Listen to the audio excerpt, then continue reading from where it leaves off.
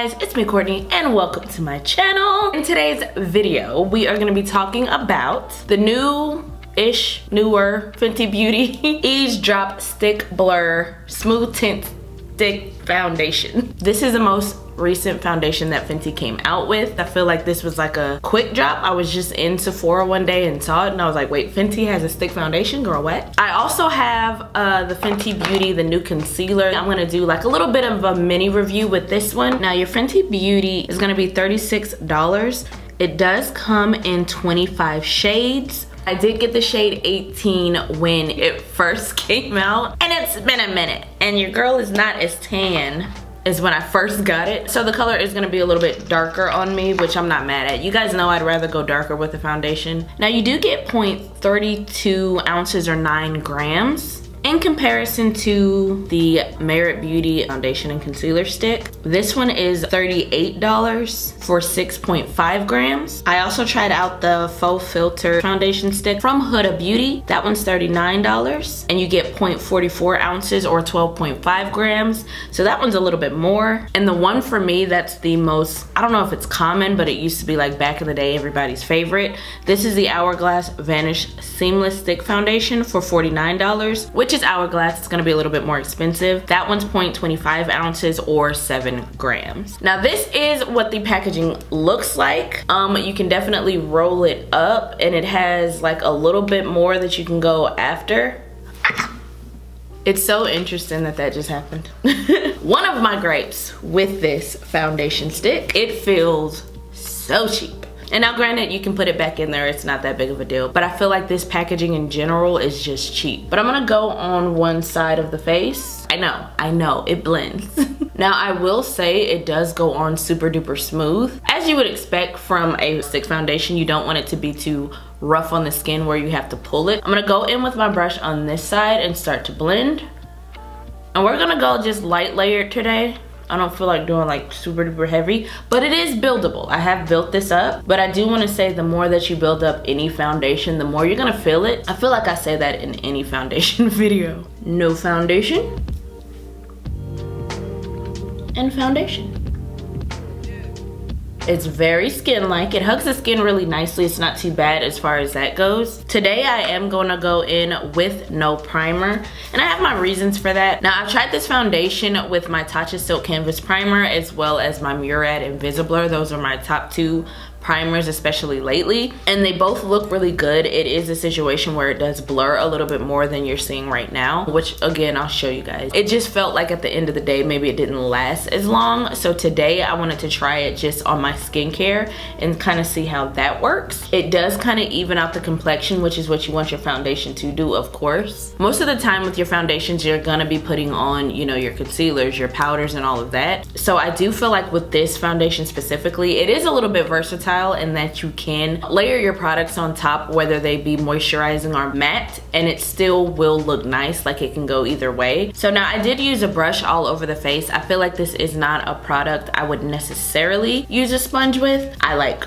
a brush. I feel like it blends it in a little bit better. I don't have to work as hard as I would with a sponge. Although it does go on creamy, it doesn't go on as creamy as like my Merit foundation stick, where I can kind of blend that out so easy with the sponge or with the brush or whatever. Now I did want to read off the claims of this foundation really quick. It says it is a light coverage long wear tint stick with a creamy smooth texture that instantly blurs while melting into the skin for a natural finish. All of that is true. Long wear, yes and no, which I'll talk about at the end of the video. Now we're gonna go in with the Fenty Beauty We're Even Hydrating Long Wear Waterproof Concealer. Now this one is $30, 4.3 ounces. This one does come in actually 45 shades. The reason why I got 330 warm is simply because this was the color that I got a long time ago with the, can't remember the name of the concealer, but the first concealer Fenty had. Now this one says it's a 12-hour hydrating long wear concealer that comes in a wide range of medium coverage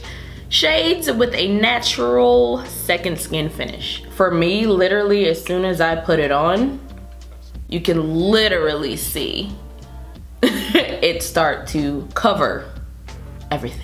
That being said, if you're somebody that likes to just put a little dab of concealer right there and a dab of concealer at the end, more power to you. Never works for me. I would actually say this is more leaning fuller coverage, but very, very thin. Like, you don't need to pack this on too much.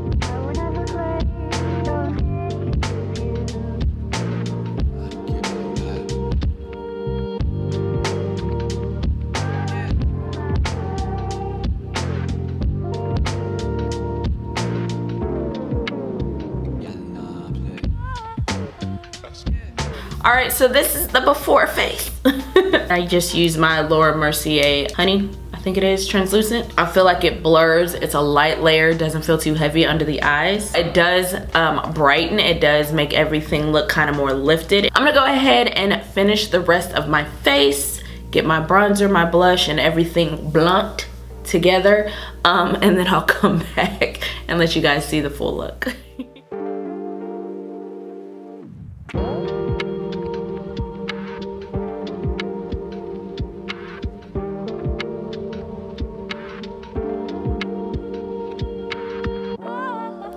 Alright guys, I am back.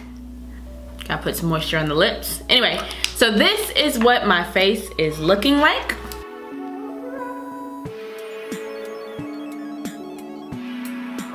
She's a little oily.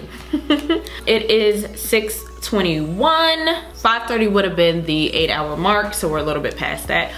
Like I said before, like I say in like every foundation video, I do have dry skin. So anytime a foundation loosens up throughout the day, I'm not too mad at it because it does make my skin glow a little bit more. I feel like if I gave it like maybe 1 or 2 more hours, I'd have to kind of do a powder blot or something like that. But right now, I feel like it still looks pretty decent. Whatever the case may be, I feel like today's end of the day is better than what I've seen with this foundation with other primers, or with primers in general, I should say. It's when it gets like a greasy hot mess that it becomes a problem.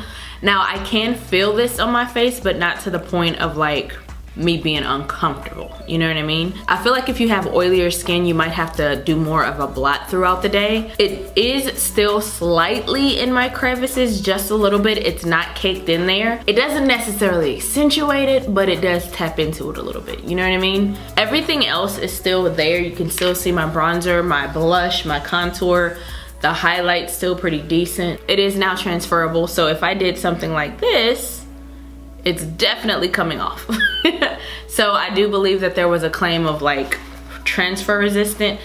And if we're being honest, I don't know that there is a foundation that doesn't transfer. I feel like that's such a interesting claim for any foundation. I might have to delve back into my memory bank, but like I don't know that I've come across a non-transferable or transfer resistant foundation. I don't know that that's possible. I'd be dying to try a foundation that does not transfer. Even with your oils peeking through, no transfer. If y'all know of one, leave it in the comments below. I will 110% try it. Like, I'm that curious. I do think it's a cute foundation, right? And because it's Fenty, I'm 20 times more likely to purchase, but not in this form. I need this packaging to be different. I need this packaging to be more luxurious, put a weight in it, make me feel like I'm doing something here. I need it to not be cheap. I need it to not fall out, which you guys saw earlier. I had to change my clothes because of that foundation. Like, it literally popped out. Now, technically, again, you can stop about right there, but it's meant to be pushed up a little bit further than that, as you can see, which is fine. There's nothing wrong with that. I hate this component. I really do. I'm really hoping this is just like a tester type deal, and that the final product is gonna be something a little bit better. Maybe the final product will be in, like, you know, the matchstick. Do I have a matchstick? Yes. So I'm hoping the final product will be this, but bigger. Like, I don't understand why we didn't do this. Does that make sense? But this just, I feel like Fenty can do better than this packaging. Would I recommend this? No. If we change the packaging, which I think is a big component that like is really a turnoff for me, this is still a $36 stick foundation, right? And for a $36 foundation, I do want a little bit more. I do want a little bit more blurring. I do want a little bit more coverage even. This stick foundation kind of has to go up against other $36 foundations, or even $38. Would I pay a little bit more for something else? And I would. You know what I mean? I feel like I would not purchase this again. And it's not because it's not cute, because it is cute, but I feel like it's more like maybe $25 to $30 cute. It's not up to par with my favorite foundations that may be in that same price range. So this is not something that if I'm gonna pay $36 to $40 that I would reach for. Fenty does better, has done better, will do better. I know that for a fact. It's just, this is not my favorite. Moving on to the concealer. I've already said it. I've already said it. I like it. The only thing I don't like is that it doesn't like, why doesn't it stand? No, but I do love this packaging. I think this is cute, and even if they were to have done something like this, I think that would have been cute as well. The funniest thing about it is I can feel everywhere but under my eyes. The concealer is super duper lightweight. You guys saw when it went on, it goes on pretty full coverage, and then you blend it out. It blends out beautifully. It melds into the skin nicely. It goes with multiple different powders. I can even say, like, this past weekend I had like a little bit of a mistake with my concealer. As I was doing my makeup, I literally had a sponge that was way too wet, so it started taking off my makeup after I put my powder on, and I got so scared. But what I did was I just went back in with the concealer, blended that out, and went back over with powder, and you could barely tell that I messed up at all. It went on super duper smooth, even on top of the powder that I had already put on there, and it covered up the splotches, and it was just, I really like this concealer. And I don't think that any other concealer that I have tried lately is the same consistency or the same like full coverage when you put it on. I tried the Mario, the Haus Labs concealer. Those two are very similar. I'm actually gonna do a video kind of comparing the two of those. Those two are so similar in that they're a little bit stickier, a little bit more like build, blend kind of thing, whereas this one you don't have to do that as much. I would say concealer is an absolute yes. All that being said, I think that is about it. I hope you guys have had a beautiful start to your new year. I hope you guys are feeling blessed and loved and all of those amazing things. But that about does it for me. I'm gonna go ahead and get out of here. Hopefully this video was fun to watch, entertaining, helpful really when it comes down to some of these new products from Fenty that have come out. If so, then please give me a thumbs up. Be sure to like, comment, and subscribe. Share the video if the mood so suits your spirit. And I'll see you guys in the next one.